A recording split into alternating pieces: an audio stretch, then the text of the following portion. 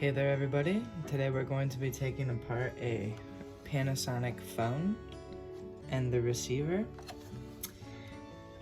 Feels like a lot of plastic.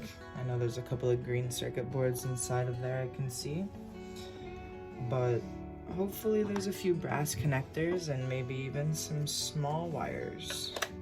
Anyway, I'm super curious, so gonna find out regardless. Figured I'd take you all along for the ride.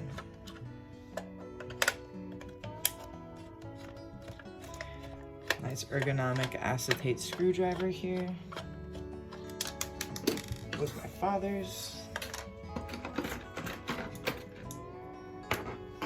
It's got that like nice nub on it with the grooves for your fingers to grab onto. Very helpful. Makes quick work of it.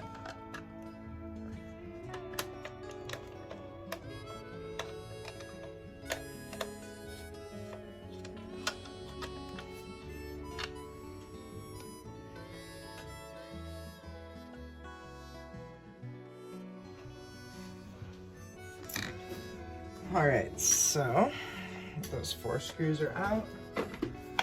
Pesky enough for 4 little screws.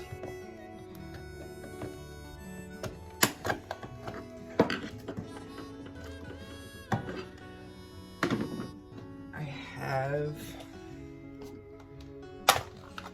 got this open now. And just as I expected, discard. There's a circuit board, of course. And honestly, guys, that really looks to be about it. The speaker here. Let's get our magnet.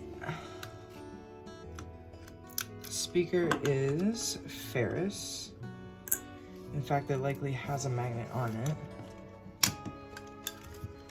This is just coming apart.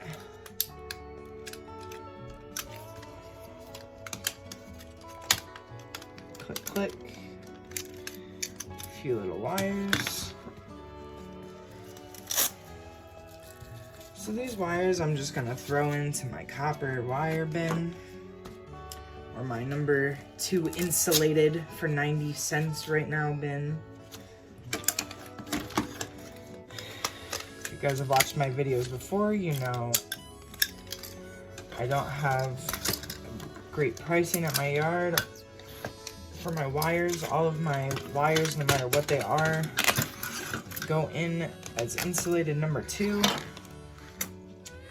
I get right now 90 cents for them, and that's pretty annoying to me.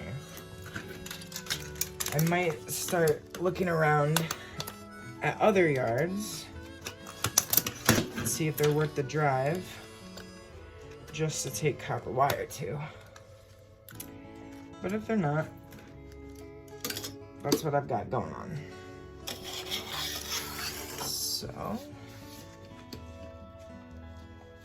cleaning up those wires, making them nice for myself ahead of time. Discard.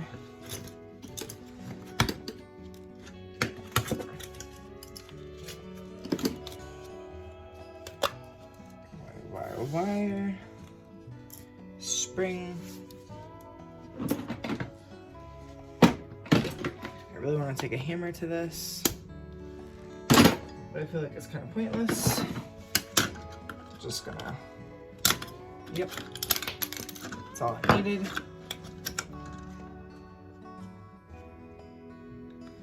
Little speaker cap there, tiny little speaker.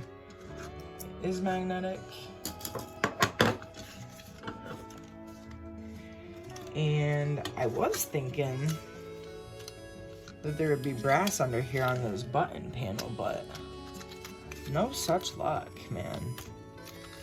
I thought there'd be some brass, jeepers. All right then, let's open up the phone. I also found in the power cord jack here, there is a little bit of brass that you can pull off. Pulls out just like that.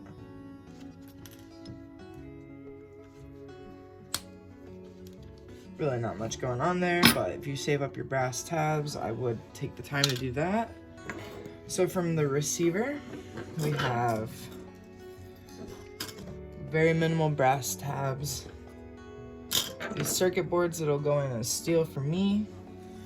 Just a few copper wires.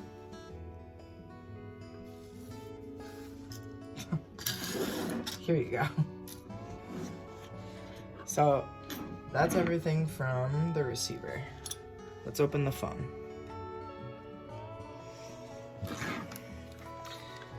Alright, so next we're gonna take this phone apart.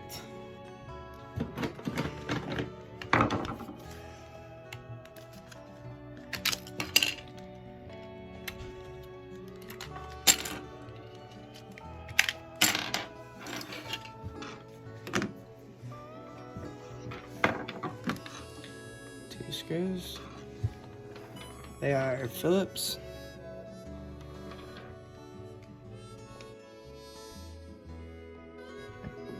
Alright, so those two Phillips screws came off with a nice electronic screwdriver. Try to crack this open now.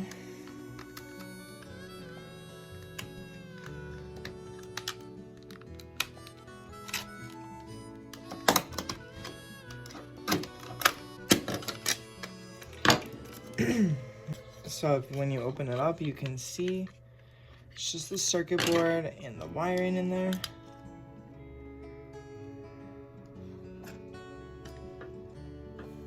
And one more screw, 3 more screws,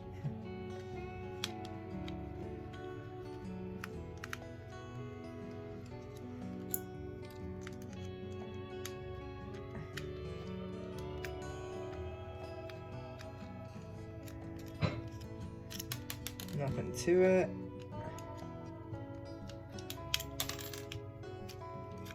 Here we have on the ends here, those are little brackets where the phone sits into the receiver. Those should be brass.